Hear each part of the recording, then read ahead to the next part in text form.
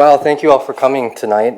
One of the great pleasures we fellows have is the introduction that Judy gives each of us, and thank you for that, Judy. What a full house. You do know that Enrique Iglesias is not coming, and Barack Obama was supposed to be here, so I really thought I wouldn't get anybody. So I'm glad and relieved. Boy, where do I start? In true Miguel fashion, I have changed everything last minute. So I hope you'll bear with me. Oh, never mind. You know what it's called. So I'm here this year to work on, or finish a novel called I Was the President's Mistress. And one of the things that I'm doing today for the first time is PowerPoint, because many of my colleagues have done PowerPoint, and I thought I wanted to be like them. So, President's Mistress is the story of Vita Nova. It's a novel told in interview transcripts. And through this book, I hope to look at celebrity, power, and corruption in a third world country, loosely based on the Philippines, my home country. So it's my privilege to share my work with you. It's funny to be talking to you about this because, like my other colleagues, they know what they're talking about. And one of the things I've learned from writing is that I don't actually know what I'm talking about. The weirdest thing is when you publish a book, suddenly you're invited to talk in all sorts of places and do op-eds. And I'm there thinking, well, I write not because I have the answers, but because I have so many questions. And this has really been the reason why I do what I do and why I sit down at my desk every day and break my back. So I've stumbled through it. I've learned from my mistakes. And one of the mantras that I always go back to comes from David Simon, the creator of The Wire, one of my favorite TV shows. And it's the ultimate act of reportage would be to really surround something that is endemic and complex and to make it understandable so that more people could address themselves to solving that problem than ever before. And that never happens. I've worked in journalism. I was a copy editor, I was a staff writer, I was a freelancer, and I guess I've kind of brought this sensibility, this desire to understand and unpack and examine these very difficult, complicated, prickly problems that plague my country and many other countries like it. And so what I'm trying to do with Ilustrado and with now President's Mistress is really look at these things like corruption, the role of the church or the separation of church and state, celebrity, sexuality, power. And I'm trying to take all of these, very abstract ideas and represent them on the human scale through characters. So I write to try to understand, and I write with specific problems in mind. So what I'll do right now is I'll talk to you a little bit about my journey through Ilustrado, because my current book and my next book that I hope to start as soon as I take a break from President's Mistress and celebrate a bit, I see them as a trilogy, and I see them as a logical development as a writer and as somebody grappling with these ideas. So, Ilustrado was published in 2010. It was part of my PhD. In Australia, they have this very interesting creative writing English literature hybrid PhD, where half of it is writing a novel. Oh no, half of it is actually doing research and asking these big questions. In my case, it was about Philippine literature in English, which is a 100-year-old tradition. And I examined its shortcomings, and then I reacted to it through my novel. So that's what Ilustrado is. It's part of my PhD, and it's in response to certain issues I felt plagued Philippine Lit in English. For example, didacticism. Anyone who's read a lot of Philippine literature will see this recurring theme where we feel that, well, we've got this marvelously rich culture, very complicated colonial history. We were the old saw is, we were under the Spanish, we were under the Americans, and then we were under the Japanese. And the old saw is, we spent 4 centuries in a convent, 4 decades in Hollywood, 4 years in a concentration camp. And to a certain extent, that's, that's quite true. So I wanted to chart all of these different periods of this complicated existence, and I wanted to do it in a non-didactic way. And coming from journalism, I've written different forms, and I thought, well, as a writer, why will I just write straight narrative, straight sort of lyrical prose?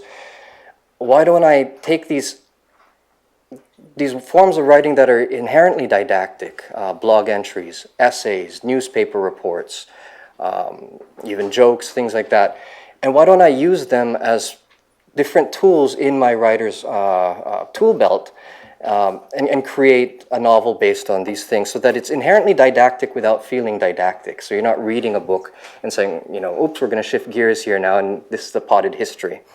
Another problem that I wanted to look at was that in the Philippines, Philippine Lit and English has been tinged a lot with Marxist influence. So most of the books that come out are really dealing with social realism. They need to help the poor. They need to be relevant in that sense. And in that regard, we haven't really developed certain things like romance and crime fiction and historical fiction, or just fun things, comedy. We don't have any of those things. So I wanted, through Illustrado, to address those issues. But I also wanted to pay homage to the tradition that Illustrado comes from. I wanted to touch on our relationship with magical realism. I wanted to also have some sort of relevance, and I wanted to, to a family-oriented society like ours, many of our books are intergenerational, so I wanted to touch on that a little bit. And I addressed all of these things in my dissertation. Then I went and sat down. I started thinking, well, how do I turn this into a novel? And Illustrado essentially charts my attempt to solve these problems. Let me see. My notes say I should read now. Okay. So I'll start off with the beginning, just so that you can understand. So I created this character named Crispin Salvador, the great lion of Philippine letters. And I'll talk more a bit about him, but I'll read from the very beginning, from the prologue. The panther lurks no longer in foreign shadows. He's come home to rest. Crispin Salvador's fitting epitaph, by his request, is merely his name. From an unattributed obituary, The Philippine Sun, February 12, 2002. When the author's life of literature in exile reached its unscheduled terminus that anonymous February morning, he was close to completing the controversial book we'd all been waiting for. His body, floating in the Hudson, had been hooked by a Chinese fisherman. His arms, battered, open to a virginal dawn. Christ-like, one blog back home reported, sarcastically. Ratty banded briefs and Xenia trousers were pulled around his ankles, both shoes lost. A crown of blood embellished the high forehead, smashed by crowbar or dock pile or chunk of frozen river. That afternoon, as if in a dream, I stood in the brittle cold outside the yellow police tape surrounding the entrance of my dead mentor's West Village apartment. The rumors were already milling. The NYPD had found the home in disarray. Plainclothes detectives filled many evidence bags with strange items. Neighbors reported having heard shouts into the night. The old lady next door said her cat had refused to come out from under the bed. The cat, she emphasized, was a black one. Investigators quickly declared there was no evidence of foul play. You may recall seeing the case in the news, though the coverage was short-lived in the months following September 11, 2001. Only much later, during lulls in the news cycle, was Salvador mentioned at any length in the Western media. A short feature in the art section of the New York Times, a piece in Le Monde on anti-colonial expatriates who lived in Paris, and a negligible reference at the end of a Village Voice article about famous New York suicides. After that, nothing. At home in the Philippines, however, Salvador's sudden silencing was immediately autopsied by both sides of the political divide. Both the Philippine Gazette and the Sun traded blows with Salvador's Manila Times, debating the author's literary and indeed social significance to our weary country. The Times, of course, declared their dead columnist the waylaid hope of a culture's literary renaissance. The Gazette argued that Salvador was not an authentic Filipino writer because he wrote mostly in English and was not browned by the same sun as the masses, end quote. The Sun said Salvador was too middling to merit murder. Suicide, each of the three papers concluded, was a fitting resolution. When news emerged of the missing manuscript, every side discarded any remaining equipoise. The legend of the unfinished book had persisted for over 2 decades, and its loss reverberated more than its author's death. Online, the blogosphere grew gleeful with conjecture as to its whereabouts. The literati, the career journalists foremost among them, abandoned all objectivity. Many doubted the manuscript's existence in the first place. The few who believed it was real dismissed it as both a social and personal poison. Almost everyone agreed that it was tied to Crispin's fate. Yet none of Salvador's colleagues and acquaintances, he no longer had any real friends, questioned the suicide verdict. After 2 weeks of conjecture, everyone was happy to forget the whole thing. I was unconvinced. No one knew what I knew. So that's how the book starts. It starts off with the death of Crispin Salvador. And the way I came upon this character was quite by desperation or chance. I was working as a fact checker for the Paris Review after I finished my MFA at Columbia. And one of the things that I was doing was going through these writers at work interviews so that they could be put online. They needed to clean it up, and I was doing that. And so I found myself in the Butler stacks, surrounded by these piles of books, interviews, biographies, literary studies, introductions, newspaper articles. And I was cobbling together this sense of who these different writers were. And that's when it kind of dawned on me. I said, well, this is an interesting way to create a character. And I let that idea sort of gestate, and that Crispin became more and more real to me. And I thought, well, why don't I create a character through his own literary works, everything he's ever written? Especially in this day and age where we have so many different sources of information, I thought, well, this is a very modern way of looking at things, of presenting fiction. So I put together Crispin. I wrote out a Wikipedia page. This is actually Wikipilipinas, which is the Philippine version, because the regular Wikipedia found out that for years they had an entry for Crispin Salvador. They had even filed it underneath in the catalog of real Filipino writers. And when my book came out, they got kind of upset, and they changed it. And in fact, for years I had been trying to find an agent, and without success. And I finally found an agent who actually read the book, and they got back to me after several months, and they said, well, the parts that you wrote were pretty good, but I don't think we could get rights from this Crispin Salvador fellow. Which, I thought to be a great success, and I thought they would sign me, but they were a little bit upset. So I had the character, and then I decided to start on the plot. And so I wrote a book, so I decided, where am I going to start this? I'm going to start this with the Ilustrados, these young men who in the 1890s left the Philippines, studied in Europe, mostly in Spain, learned all they could, and then came back to the Philippines after their reform efforts in Spain failed, and they started they took part in the Philippine Revolution. And this is them. In the 1890s. So my book starts with them. One of the characters that I have is an ilustrado. Ilustrado in Philippine Spanish means enlightened. And so these were the enlightened people who came back to try to transform the country. And so I started with them, and then I went through the American era, Japanese occupation, fight with communism, dictatorship, all the way up to our new republic after Marcos was ousted up to present day. So Ilustrado is very much a book about the past. I love Philippine history, and this was my homage and examination of history.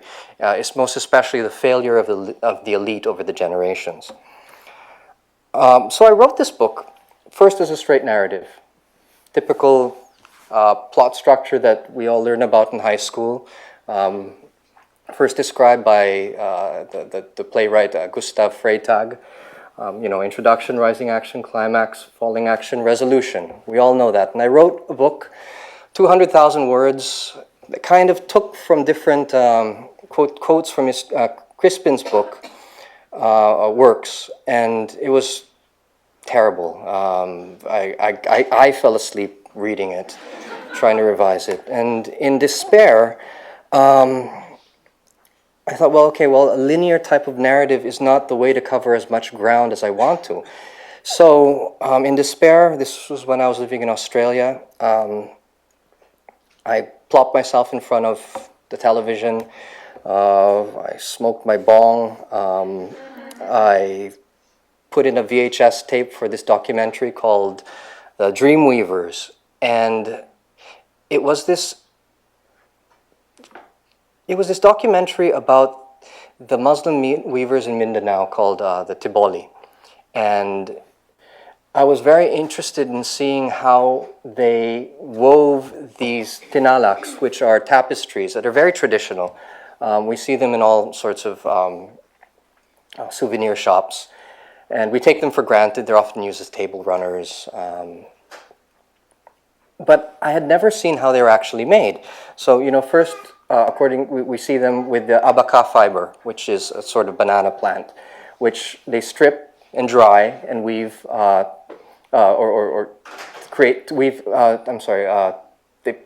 they stretch out and dry to create thread. And then they arrange them together on a loom using horsehair. And these dreamweavers actually get their ideas for the patterns through dreams. So I thought this was really quite beautiful. And I couldn't help but think, this is an interesting way of looking at fiction, of why don't I just create, these threads, put them on a loom as well, and then thread them all together. So what I had been trying to do is I was trying to create this huge book without really manufacturing its own component parts. I mean, I was looking at this rather than starting out with that. Yeah, so I decided, let's start with Crispin's work, all of Crispin's work. Let's write them out. Let's spin those threads individually. And I decided to give him a biography called Autoplagiarist, a self-published autobiography. He had lots of blog entries with commentary on the bottom. He wrote a YA book, a YA series. He wrote literary romance. He wrote historical fiction, seafaring adventures, emails. He wrote a book on gender relations titled, an important essay in the Philippines, Nobody Loves a Feminist. He also had this whole piece on atheism called Why Would a Loving God Make Us Fart? He did poetry, most notably Borges Disappointed by the Internet. He had a column for the Manila Times, War and Piss. And this lovely cell was taken from a book review by the graphic novelist Wade Sutton. He does book reviews through comic strips. And I was thrilled to see him actually bring to life all of Crispin's work. So I made all these individual threads, and then I decided to weave it together and to try to create a whole that goes from 150 years ago up to present day. But it was a big mess. So I made all of these different threads, but I couldn't figure out how to put them together structurally. I'm a writer who's very interested in seeing how we can experiment with structure to include the reader and to create momentum in a different way that's unfamiliar. So that I find interesting, and hopefully that readers find interesting. So I put together this system, if you can call it that. I printed out every different fragment in Illustrado, and I color-coded each one. I printed them out on cardstock paper, backed it with Velcro, opened up 10 different file folders for each of the 10 different chapters. I put them out on the kitchen table, and then I took this pile of fragments that I had, and then I put them together to create a narrative arc through each chapter and then over the course of the entire book. I'm rather proud of this, actually. So, let me see. So I wove all of these together, put them together, straight chronological narrative for each of the threads, and I created this big tapestry that is Ilustrado, which I hope, resembles the tinalaks of the Muslim Tiboli weavers. And I had hoped that even though this is an unconventional way of telling stories, I take a lot from jazz music and classical music. I arranged everything thematically, where you have these motifs that are recurring all throughout the book. Coming home, diaspora, father-son relationship, nationalism, the role of the writer in a society. And even though I have all of these disparate narrative threads, I hope that these motifs would give it some sense of cohesion. And within the book, there was a very marginal character named Vita Nova, a young starlet who was rumored to have had a relationship with the President Fernando Villastregan, who's sort of a composite of Ferdinand Marcos, Fidel V. Ramos, and Joseph Estrada. I don't make anything up, really. It's just Philippine news is you can't make that stuff up. So within Ilustrado was the seed for President's Mistress. She was a little character who kind of represented to me sex, corruption. She was trying to rise up through this very complicated society and find her own form of power as a mistress. And I decided, well, this is an interesting character. Let's make her live. So I created Vita Nova. And instead of a Wikipedia page, I gave her a Facebook page. And look, she's got 675 friends, many of them who believe she's real. In fact, one of the photographers at the newspaper I worked in recently sent her a message that said, "I want to do you." And he's not a reader, so I don't think he understands that this is not, I don't think he's read any of my stuff, so I don't think he thinks she's real. I'm fairly convinced, which is unfortunate because I don't think he'll get a wife anytime soon. So Vita, again, I brought her to life. She's become my alter ego online. She even created my webpage for me, which is the Miguel Syjuco fan shrine, which is great. I mean, this doesn't do it justice because the real one has all sorts of gifts, like the laser pointer. There's a butterfly and Spider-Man's dancing, and you've got the ticker and the angels, sparkly and stuff like that. I wanted to create the world's worst website. And so Vita put it together for me. And in that way, she became my protagonist. And what I'll do right now, and she wanted me to write her book for her. And I'll read from the very beginning. So it's a book told in transcripts. We hear from Vita, and then we hear from her lovers, her 12 lovers. Because basically this is the material, the raw material for the celebrity tell-all memoir that she wants me to write. This is from the very beginning. This all began with another murder. Guess it was inevitable. The night before Good Friday, Marlene Esperat sits down to dinner with her daughters. She was sweet enough to send her bodyguard home for the holiday. It had been 15 years since Marlene made the discovery that changed her life. She was chief of a regional lab then, in the Department of Agriculture's Livestock Division, when she filed a complaint against 16 officials she suspected of purchasing non-existent office supplies, including Finance Officer Osmeña Montaner. Before any investigation, a fire gutted their accounting office, and the security guard went into hiding after saying he saw Montaner's driver with gallons of gasoline that night. Marlene fled the city too. This same Montaner was supposedly involved in the earlier shooting of a department accountant and the murder of a regional seed coordinator who uncovered anomalies in a purchase of unmilled rice. But Marlene couldn't be stopped. She eventually became a regional ombudsman for the Department of Agriculture, filing complaints against Secretary Arthur Yap, Undersecretary Jocelyn Bolante, and many others for that infamous fertilizer farce worth like 700 million. And she accused other officials of stealing millions by smuggling chicken coops from abroad. Crazy, huh? Chicken coops, fertilizer, rice, office supplies. Of course, nothing happens, and Marlene quit to become a journalist to expose what the government didn't care to fix. That night before Good Friday, while she sits with her children, a man enters her dining room. "Good evening, ma'am," says he, raising a gun and shooting her in the face. She was 45 years old. The masterminds were never caught. So that's how I was inspired to write this book. I mean, for you to put it all together. But if anything befalls me, make sure it's dedicated to Marlene Esperat and those like her. They should know that their sacrifices aren't forgotten.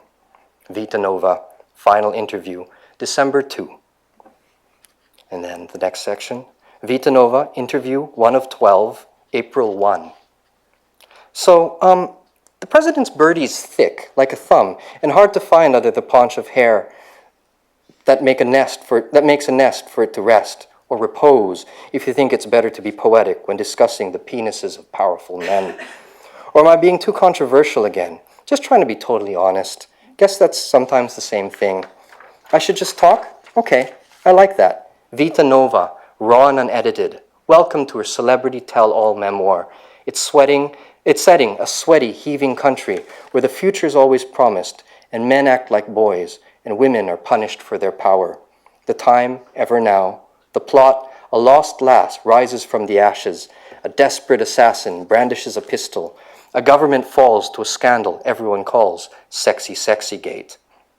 The players, a flawed man who boxed and acted his way to the presidency, his Koran-toting nemesis in the Senate, a horny bishop, a God-fearing warlord, an American naval officer offering a way out, a washed-up reporter redeemed by one last scoop, a poor little rich boy dying with his dynasty, and, of course, a high school sweetheart driven mad by decades of disappointment. Juicy enough for you? She's got legs, right? Viewer discretion is advised. Let's start with a downfall, shall we? The president's pitutoy, bigger than you'd guess, smaller than he thinks. I'd lay my head on his lap and talk to it. "Hello there, little sir. You look noble, even terrifying. Why do I make you so angry?" It resembled Mussolini in those books the president left by my toilet. Did you know that we spend a life's total of 90 days sitting on the can? Never one to waste time, the president would read about great leaders, Lee Kuan Yew, FDR, Napoleon, or the speeches of Lincoln and JFK. He particularly admired Hitler. But with me, he liked being led. He'd watched my French tips glint as I made his brown bird march, dance, sing the national anthem, stretched it like the thick rubber bands around my allowance, kissed it gently, declaring, "Viva il Duce." When I made the president smile, he almost looked like the old romantic hero on the silver screen. "Vita," he'd say, "my life," combing my hair between his fingers with such sincerity, touching my face like a blind lover wishing a final farewell. Brill cream, Marlboros, and sex. That's what his stubby fingers smelled like. They were surprisingly gentle. Not even the rain has such small hands. He'd rub my temples like a nuzzled kiss or the muzzle of a gun. I'd close my eyes and proclaim, "Viva President Fernando V. Estregan." I know, super corny to death, huh? But isn't romance just cheesy moments idealized? God blessed me with a photogenic memory, and this autobiography will be through the lens of my past relationships, because we often misunderestimate the influence of past lovers in shaping who we become. They hurt us and we're like, "Fine, okay, be that way, screw you, didn't like you anyway." But that's not honest. So we start these interviews with my last love, Fernando, and we'll end with my first love, Loy. Isn't fate strange, how it pushed the two of them together and changed us all? There's no turning back. The honorable members of Congress are debating whether to recommend impeachment to the Senate. Lawyers are preparing for plunder charges, just in case. And the president's even, what's the word, recused himself. Voluntary house arrest, his great show of transparency. Poor guy. I miss his drama. So the book starts, and this is the book she wants me to write. I was the president, Mistress, Vita Nova's celebrity tell-all love story, as told to Miguel Syjuco, translated by C.L. Deschamps. I have cats named Conrad and Laurent. So, and I'm charting through her, I kind of chart her meteoric rise. We look at her past relationships, but we also look at how she's progressed as a starlet. So here, I'll read a little bit. My big debut, a promo girl at the Metro International Literary Fair, the city's book fest with an unfortunate acronym. I tottered in high heels and shivered in a skimpy dress, clutching a cardboard box containing a paella pan and a heavy hardcover book, the sash draped between my cleavage declaring its title, Olé, 101 Recipes of Sunny Spain. I also worked as a beverage beauty for Carlsberg amidst the dust and wine of engines at the National Go-Kart Grand Prix. I gave out quick fucks in Faces Disco, shots of Kahlua, Baileys, and Midori melon liqueur. Nobody wanted a second one. And I shot my first dramatic role, a karaoke video for the Korean market, me bidding my lover farewell at the bus station as he went to war, Celine Dion's My Heart Will Go On, accompanying our silent evocation.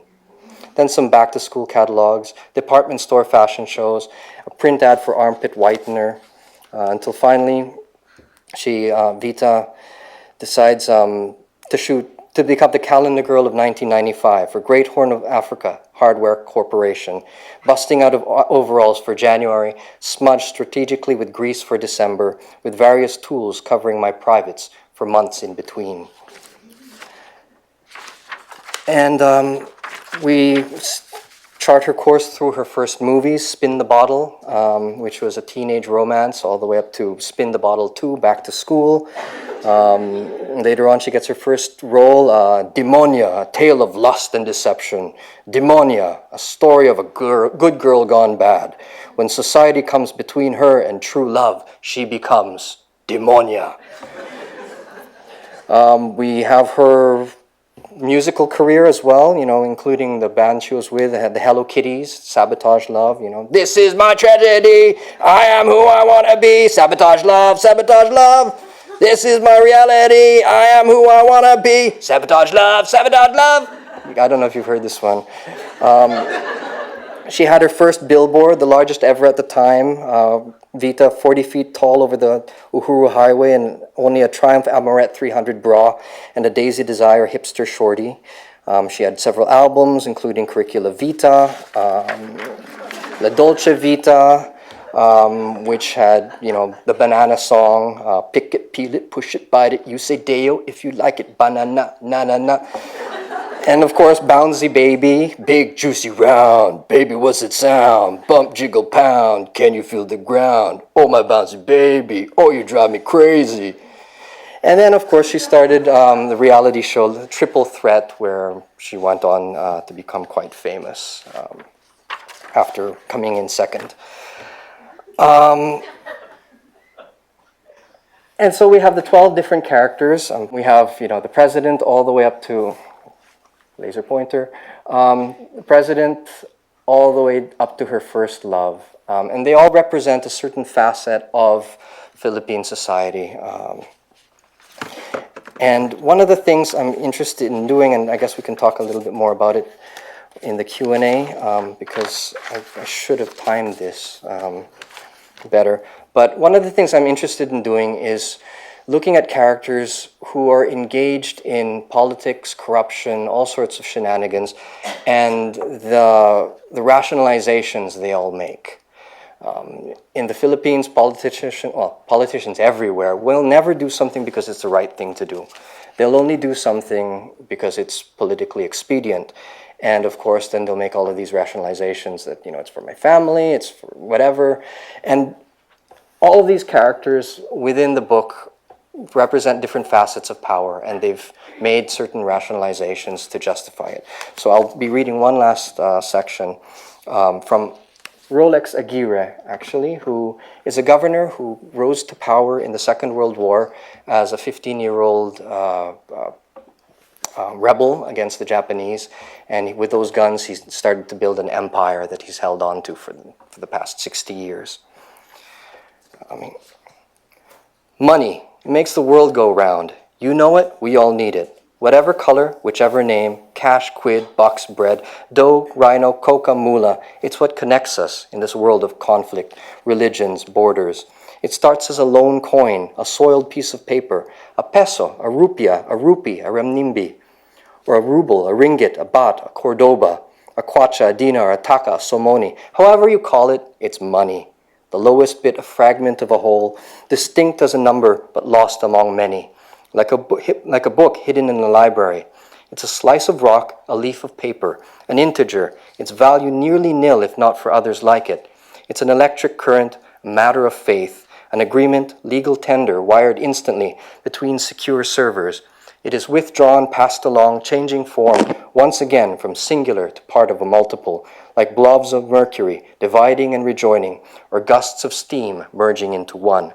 Take, for example, this lowly crumpled note, emblazoned with a dead man's face, fished from the wallet of a recently returned expatriate, en route to buy his retirement home, and gingerly placed between snotty fingers of a glassy-eyed boy on the street, who shuttles the moist crumple to his mother beneath the underpass, who stuffs it into her bra without a thank you.